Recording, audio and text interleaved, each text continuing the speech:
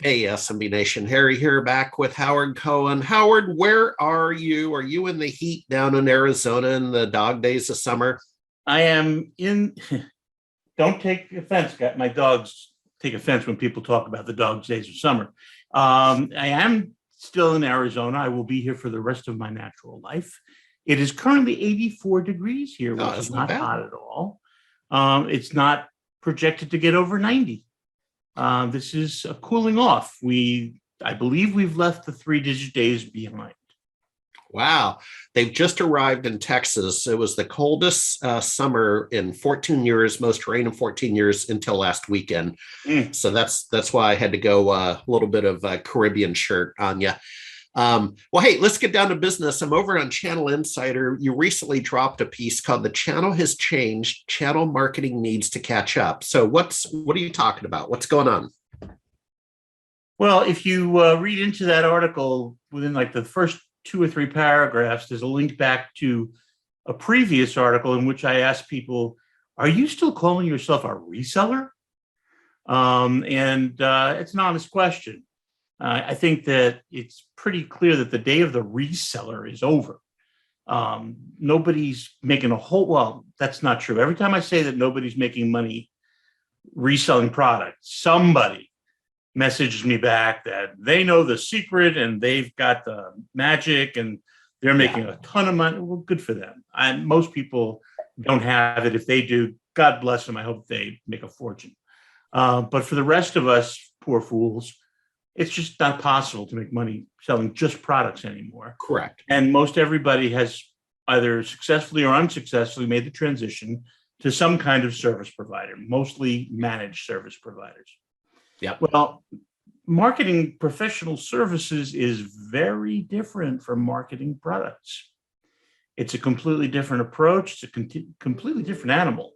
And I look at a lot of the outsourced firms that are helping them market, and I don't think anybody's told them yet because everything they do to me seems to be very retail, very much about product speeds and feeds and price and availability, and I don't see a lot of in-depth discussion about value. Yeah. And managed services are all about what the customer perceives as value. If you're not conveying a value, you may win the customer at first because you're pretty and smile nice, but then you're not going to keep them. So I wanted to write about the idea that we really need to shift from retail marketing to serious professional services marketing. Yeah. You got me thinking, and I just started getting some emails again from VAR Street. And you may recall it must have been where we at 2021. It was at least 10 years ago, maybe more, that Autotask acquired VAR Street. And VAR Street, they had this big song and dance at their annual conference in Miami that year. And VAR Street was to take MSPs, and I'll say white collar MSPs, for lack of a better reference, but run a business, provide services, and so on, and wanted to introduce them to the resale of products. And that's what VAR Street was basically a marketplace to stand up a little grocery store, retail store online to sell, printer ink. Okay. And Howard, I was never on board with the acquisition. I was never on board with the we'll call it investment thesis that they were laying out in a keynote. And you know how this goes. You can make the statistics say whatever you want, right? If you're not selling product, you're missing out on this huge opportunity. I was not on board with that. And then I think, if I recall, they actually disposed of VAR Street some years later. That's why I'm getting these emails again, not associated with Autotask, but. Any thoughts on that? Maybe you remember that specific use case, or you have additional thoughts, Tad? Well, I think that, I remember conversations over the past few years with those who still believed they could make money selling products. And they were telling me they're still making 1 or 2 points, and some of them were happy with basis points.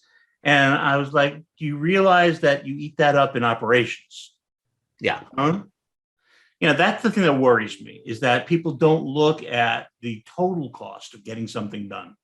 And in the product realm, it's just operations eat it up, credit eats it up, and there's a million things that will eat your profit. And being satisfied with 1 or 2 points is nuts.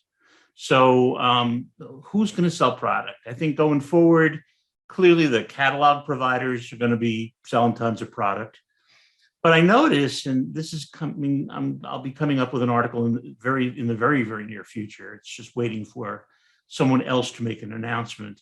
Okay. But the article speaks about how Microsoft is talking about all these hundreds of thousands of new partners they're adding, all the time. And, if you speak to the right people there, they make the distinction that they're adding non-transacting partners. Mm-hmm.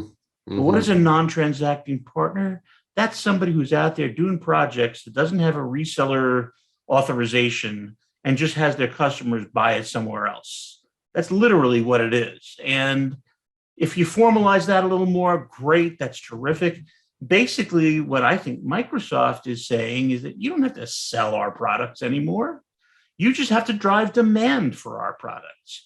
And we'll be very happy with you and we'll show you some love. And not for nothing, but it's not a bad idea. A lot of people are interpreting that as, oh, Microsoft doesn't need the channel anymore. I don't think that's the case. I think Microsoft is changing the role of the channel.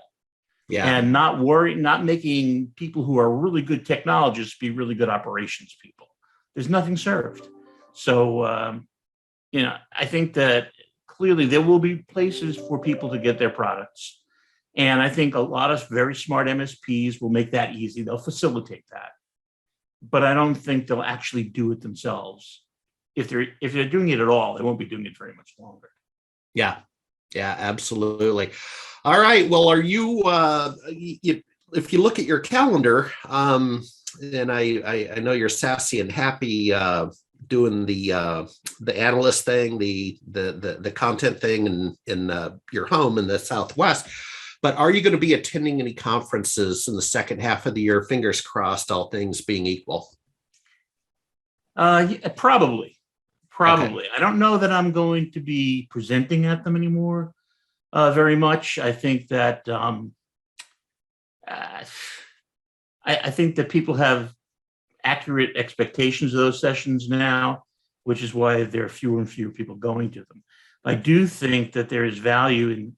First of all, there's value in getting to hug you.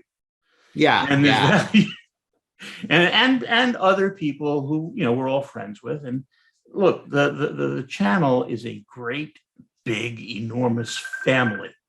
And so I look forward to seeing my family at those sessions. And it'll be nice to be able to get up close and personal again. This is fine. Video is fine. But until they invent smell-o-vision, we need to get together. Yeah, and I just talked to Ted Halsey. You might know of Ted over the years, Sonic Wall and Beyond. And he just got back from Denver with the ConnectWise peer groups. I still want to say HTG. But he said it was great. Pent-up demand, excitement, enthusiasm, old school. He says great. And I said, I'm sure it was. Well, the rumor that there are a lot of us in the channel who our sole job is attending conferences. Yeah. So I don't know if that's true or not. It was certainly never true for me, but those people will be glad to be getting back to work. Yeah. All right, my friend, got to bounce. Good to see you, Harry. All right.